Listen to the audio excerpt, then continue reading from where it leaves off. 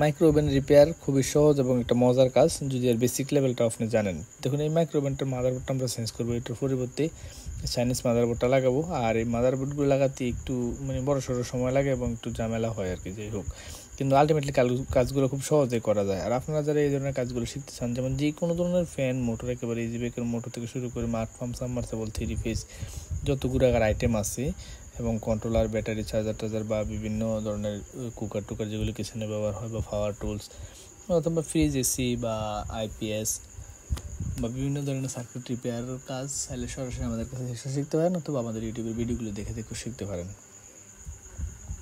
এই মাইক্রোওভেনটি খুব একটা বড় সড়ো মাইক্রোওভেন, দেখুন এক হাতের চাইতে অনেক লম্বা। তো আমরা সর্বপ্রথমে খুলে নেব। এটার সমস্যাটা হলো মাদারবোর্ডে। তো এই মাইক্রোওভেনের মধ্যে দেখুন একটা ট্রান্সফরমার আছে, আর হইলো ম্যাগনেটন, এটাতে গ্রিল কিন্তু নাই। গ্রিল মারলে খাবার তৈরি করা যাবে না, এটা দিয়ে শুধু গরম করা যাবে। আর এটা হলো রিলে, এইটাই কিন্তু এই ট্রান্সফরমারকে চালায়। এখানে আছে 3টা রিলে, আর এইটা মাত্র একটা রিলে। তো এখানে শুধু আপনার এই খাবার গরম করার জন্য এটা ব্যবহার করা। এই দুটা তার যখন আমরা একত্র করে দেবো তখনই কিন্তু ম্যাগনেটনটা চালু হয়ে যাবে, আর ম্যাগনেটন চালু হলে খাবার গরম হওয়া শুরু হয়ে যাবে। এখানে দেখুন লাইট এবং এই যে মুভিং মোটর এবং যে ফ্যান, সবগুলোতে লাইন গেছে এখান থেকে। এই যে গ্রে কালার তারটা এটা দিয়ে গেছে। এখানে দেখুন এখান থেকে একটা লাইন আসছে এবং রিলে হয়ে ঘুরে গেছে। এখানে যদি আমরা এই সাদা তারটাতে যদি গ্রে কালার তারটা লাগিয়ে দিই, যখন আমাদের রিলেটা চালু হবে তখন এখান থেকে এই লাইনগুলো ডাইরেক্টলি এই ফ্যান এবং মোটর, মুভিং মোটর এবং লাইট সবগুলো একসাথে চলবে। দেখুন, আর যদি না পারেন এগুলো বুঝতে করতে, খেয়াল না থাকলে সোজাসুজি লাইট, ফ্যান এবং মুভিং মোটরের লাইনগুলো ডাইরেক্ট কেটে এনে একেবারে ট্রান্সফরমারের গোড়ায় কমন করে লাগিয়ে দিবেন। সোজা হিসাব ট্রান্সফরমার করে 2টা তার আছে, তারগুলো লাগিয়ে দিবেন এখানে। তো আমরা সোজাসুজি যে ওয়ারিংটা দেখব সেটা হলো, এখানে গ্রে কালার তার এই মুভিং মোটরে একটা গেছে, লাইটে একটা গেছে এবং ফ্যানে একটা গেছে। তো এই 3টা তার আমরা যদি এই যে ট্রান্সফরমারের লাইন থেকে একটা থেকে দিয়ে দিই, তখন ট্রান্সফরমার যখন চালু হবে তখন কিন্তু এগুলো চলে যাবে। তো এখানে এটা হলো 24 ভোল্টের রিলে। তো আমরা যে মাদারবোর্ডগুলো লাগাবো এটা 9 ভোল্ট থেকে 12 ভোল্টে চলে। এখানে কিন্তু 24 ভোল্টের এটা দেখুন, এখানে কিন্তু 12 ভোল্টের একটা লাইন দিতে হবে। আমরা যদি চাই এই ট্রান্সফরমারটা খুলেও দিতে পারি, আগে দেখতে হবে এটার মধ্যে কোনো 12 ভোল্টের বা 9 ভোল্টের লাইন আসেনি। এখানে লাইন আসছে 20 ভোল্টের, আর একটা আছে 3 ভোল্ট। তো আমাদের দরকার 9 থেকে 12 ভোল্ট। তো আমরা একটা এই যে ক্যামেরার মধ্যে লাগাই এই পাওয়ার সাপ্লাইগুলো, এটি 150 টাকা 130 টাকার মধ্যে কিনতে পাওয়া যায়। আর এই 12 ভোল্টের পাওয়ার সাপ্লাইটা দিয়ে আমরা মাদারবোর্ডটা চালু করব। এখানে আছে 24 ভোল্টের, এটা কিন্তু 24 ভোল্টের রিলে। তো 24 ভোল্ট যেহেতু ব্যবহার করা যাবে না, সেক্ষেত্রে আমরা 9 ভোল্ট থেকে 12 ভোল্ট, আর এখানে 2টা রিলে আমরা একত্র করে দিয়েছি যাতে লোডটা একটু বেশি নিতে পারে এখানে, কারণ লোড বেশি নিলে সহজে রিলেগুলো নষ্ট হবে না। একটা দিলেও যথেষ্ট, তারপর 2টা দিলাম। আর এই যে সুইচটা, এটা হলো ইমার্জেন্সি সুইচ, সেফটি সুইচ। এটা যখন দরজা বন্ধ করবে তখন এই যে সুইচটা চালু হবে, আর এই সুইচটা চালু হলেই কিন্তু মাদারবোর্ডের চালু হবে, লেখা বাটনগুলো কাজ করবে। তো এই জন্য আমরা একটু ডাইরেক্ট করে দিয়ে যদি একটু চেক করি, এই 2টা সেফটি সুইচ এখানে লাগাতে হবে যাতে মাইক্রোওভেন দরজা বন্ধ করার পর মাদারবোর্ড কাজ করে। অথবা যদি দরজা খোলার অবস্থায় যদি মাইক্রোওভেনে চালু করে কাজ করা শুরু করে, তাহলে কিন্তু অ্যাক্সিডেন্টের সম্ভাবনা থাকে। এই জন্য আমরা এটা লাগালাম। লাগানোর পর সেফটি সুইচটা লাগিয়ে দিয়েছি। এখানে কিন্তু পিন দেওয়া আছে ডাইরেক্টলি, আর এখানে হলো বাটনের লাইনগুলো দিচ্ছি। এখন আমরা চালু করে যদি বিষয়টা একটু দেখি, দেখুন সুন্দরভাবে লাইন আসতেছে, বাটনগুলো সুন্দরভাবে কাজ করতেছে। দেখুন এখন পয়েন্টগুলো কমে যাচ্ছে। তো সোজাসুজি সব কিছু ঠিক আছে। আর মাইক্রোওভেনের মাদারবোর্ডে কোন জায়গায় কোন অংশগুলো লাগাতে হবে সেটা আপনাদেরকে যদি একটু ক্লিয়ারলি দেখাই বিষয়টা। এখানে দেখুন পাওয়ার সাপ্লাই দিয়েছি 12 ভোল্ট, এখানে একটা ক্যাপাসিটার আছে 25 ভোল্টের। এই 25 ভোল্টের ক্যাপাসিটারের গোড়ার মধ্যে প্লাসের দিক দিয়ে প্লাস, মাইনাসের দিক দিয়ে মাইনাস। আর এখানে ডিসপ্লেগুলো আমরা লাগিয়ে দিলাম। ডিসপ্লে লাগানোর পর বিষয়টা দেখুন, এই সোজা হিসাব। এখন আমরা যদি এই বাটনগুলো স্টিকারটা লাগিয়ে দিই, এখানে লাগানোর জন্য এদিক দিয়ে আমরা একটু কেটে নেব। কাটার পর এদিক দিয়ে একটা ছিদ্র করে নেব, ড্রিল মেশিন বা গ্রাইন্ডার মেশিন দিয়ে যেভাবে পারেন। আর এখানে কিন্তু ছিদ্র আছে আগেরই, কারণ এদিক দিয়ে এই লাইনগুলো গেছিল। তো সোজাসুজি আমরা এটা সুযোগ যেহেতু পেয়েছি, এটা আর ভালো জিনিস। এই স্টিকারের কাভারটা তুলে এখানে আমরা যদি লাগিয়ে দিই বিষয়টা, দেখুন সুন্দরভাবে লাগালে এগুলো আঠাটা কিন্তু অনেক শক্তিশালী একটা আঠা। দেখুন এখানে সৌন্দর্যটা কিন্তু ততটা নষ্ট হয় নাই। আমাদের লাগানোটা শেষ, বাটন লাগানো শেষ, ডিসপ্লে লাগানো শেষ। এখন আমরা মাদারবোর্ডটার জন্য একটা নাট পাইছি মাত্র লাগানোর জন্য। তো এখানে একটু গ্লু দিয়ে ভালোভাবে লাগিয়ে দিই যাতে এটা উঠে না যায়, এবং বাটন লাইনগুলো লাগিয়ে দিচ্ছি। আর এখানে এত বড় বক্স রেখে লাভ নাই, এই জন্য আমরা শুধু এই পিসিবি বা সার্কিটটা এখানে রাখলাম, 12 ভোল্টের পাওয়ার সাপ্লাইটা আর কি। এটা 9 ভোল্ট থেকে 12 ভোল্ট দিলে হয়, কোনো সমস্যা নাই। তো এখানে আমরা ইনপুট দিতে হবে লাইন 220 ভোল্ট দিলে এখান থেকে 12 ভোল্ট যাইয়া এই যে মাদারবোর্ডটাকে চালু করবে। তো এখন আমাদের এগুলো লাগানো শেষ সোজা হিসাব যেটা।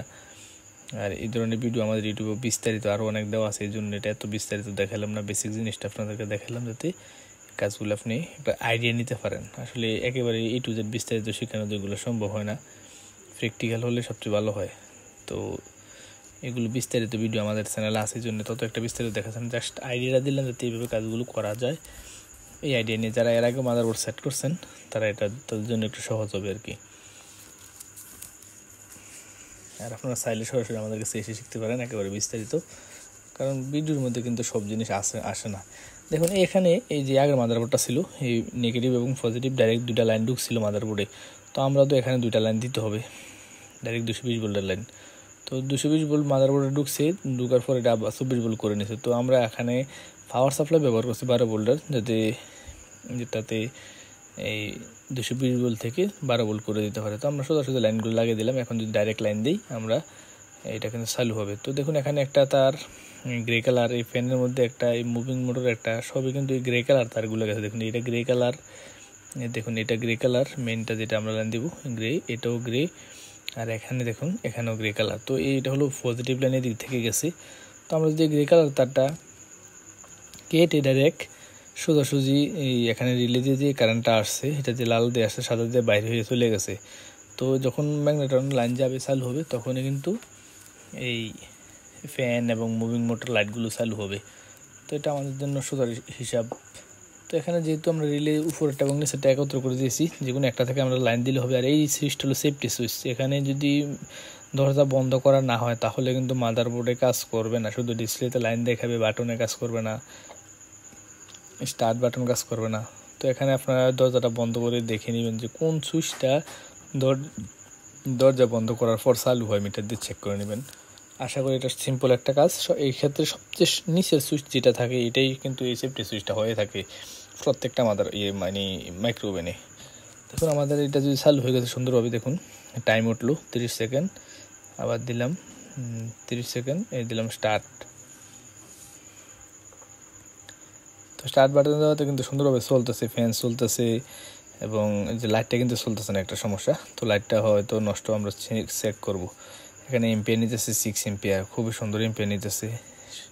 স্টপ করে দিলাম। স্টপ করার পর যদি আমরা বিষয়টা দেখি, এই ক্যান্সেল, এই 30 সেকেন্ড 1 মিনিট, এই দিলাম স্টার্ট। তো এখানে ফ্যান চলতেছে সুন্দরভাবে, কিন্তু লাইট তো চলতেছে না, এম্পিয়ারও নিতেছে সুন্দরভাবে। তো এখানে আমরা লাইটটা যদি একটু চেক করে দেখি আসলে জিনিসটা কী সমস্যা। এটা খোলার পর দেখলাম আসলে বিষয়টা হলো লাইটটা নষ্ট হয়ে গেছে, ভিতরের অংশটা কালো হয়ে গেছে ধোঁয়া এসে। তো সেম মডেলের লাইটগুলো আবার পাওয়া যায় কিন্তু মার্কেটে, একটা মজার জিনিস। এই মাইক্রোওভেনের সবগুলো জিনিসই কিন্তু পাওয়া যায়, ম্যাগনেটন, সুইচ, তারপর মুভিং মোটর, ট্রান্সফরমার, ফ্যান। তো এখন আমরা স্টার্ট বাটন দিয়ে স্টার্ট করবো। 30 সেকেন্ড 1 মিনিট দিছি। দেখুন এখন স্টার্ট করার পর কিন্তু লাইট চলতেছে, এম্পিয়ার নিতেছে সুন্দর, লাইট চলতেছে, ভিতরে খাবার কিন্তু গরম হবে। এই জন্য আমরা একটা ব্রেড অল টাইমের দিলাম, দেওয়ার পর দেখি। তো দেওয়ার পর আমরা চেক করে দেখি আসলে খাবারটা গরম হচ্ছে কিনা।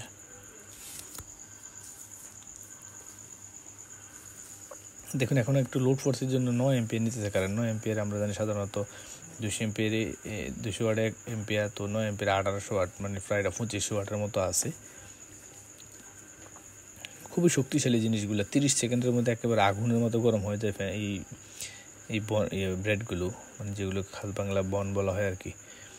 দেখুন খুব গরম হয়েছে, কিন্তু জিনিসটা আপনাদের গরমটা দেখলে বুঝবেন না, এই জন্য দুঃখিত। আমরা এটার আবার দিলে কিন্তু তারপরে অনুভব করতে পারবেন। এটা গরম কিন্তু হাতে ধরা যায় না। তো আমরা যদি এটা আবার দেওয়ার পর আরও 30 সেকেন্ড চালাই, আরও 30 সেকেন্ড চালানোর পর দেখবো আসলে বিষয়টা ফুরে যাবে আর কি। ব্রেডটা ফুরে গেলে যাতে আপনারা বুঝতে পারেন, এই জন্য ওই ব্রেডটাকে আমরা এই অত্যাচারগুলো করতেছি।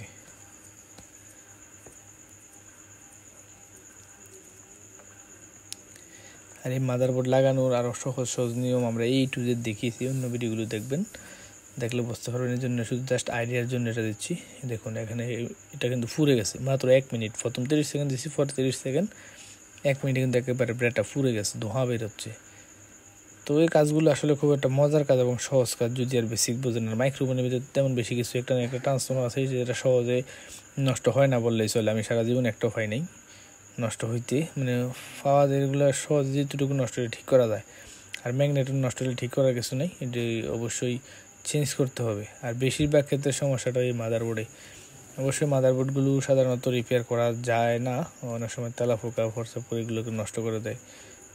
আর টুকিটাকি সমস্যা হলে ঠিক করা যায়, কিন্তু আসলে এটা ঠিক করা মানে ততটুকু টেকসই হয় না। এই ক্ষেত্রে আমরা চেঞ্জ করে নতুন লাগিয়ে দিই, সেটাই ভালো, অল্প কয় টাকা দিয়ে কিনতে পাওয়া যায়।